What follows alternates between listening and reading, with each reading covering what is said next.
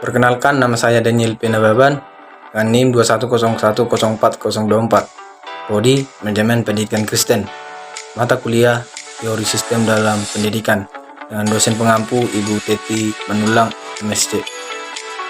Baiklah, di sini saya akan membahas jenis sistem pendidikan di Indonesia, satuan sistem pendidikan di Indonesia, organisasi pendidikan komponen-komponen sistem pendidikan.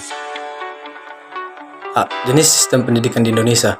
Yang pertama itu pendidikan umum, merupakan pendidikan umum, pendidikan dasar dan menengah yang mengutamakan perluasan pengetahuan yang diperlukan oleh peserta didik untuk melanjutkan pendidikan ke jenjang yang lebih tinggi.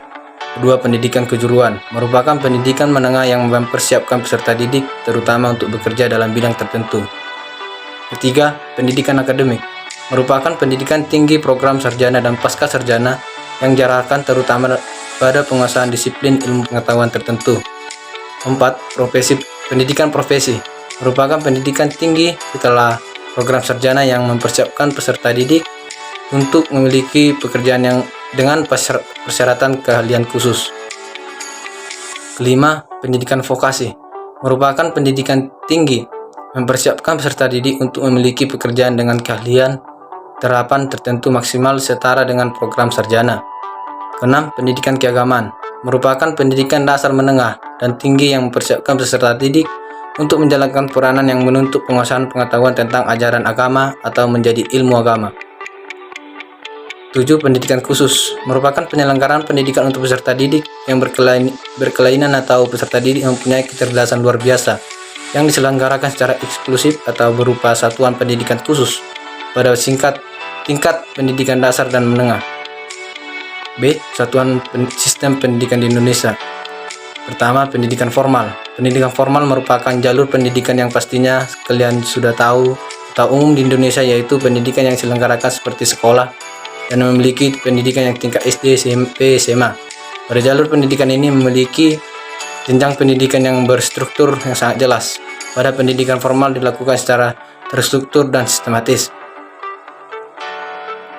Kedua, pendidikan informal. Pendidikan informal adalah proses yang berlangsung sepanjang usia sehingga setiap orang memperoleh nilai, sikap, keterampilan, dan pengetahuan yang bersumber dari pengalaman hidup sehari-hari. Pengaruh lingkungan termasuk di dalamnya adalah pengaruh kehidupan keluarga, hubungan dengan tetangga, lingkungan pekerjaan, dan permainan pasar perpustakaan dan media massa. Ketiga, pendidikan non-formal. Ialah setiap kegiatan terorganisasi atau sistematis di luar sistem persekolahan yang dilakukan secara mandiri ataupun merupakan bagian penting dari kegiatan yang lebih luas yang sengaja dilakukan untuk melayani peserta didik tertentu dalam mencapai tujuan belajarnya. C. Organisasi pendidikan. Organisasi pendidikan adalah sebuah wadah atau kumpulan sejumlah individu yang dirancang secara sengaja dengan mengorganisasikan berbagai tindakan orang-orang untuk mencapai tujuan pendidikan. Adapun jenis-jenis organisasi pendidikan yaitu organisasi formal, organisasi informal, organisasi non-formal. D. Komponen-komponen sistem pendidikan. Komponen-komponen yang memungkinkan terjadinya proses pendidikan atau terlaksananya proses mendidik terdiri dari 7 komponen, yaitu tujuan pendidikan. Yang pertama, tujuan pendidikan. Kedua, peserta didik. Ketiga, tenaga pendidik. Keempat, metode pendidikan.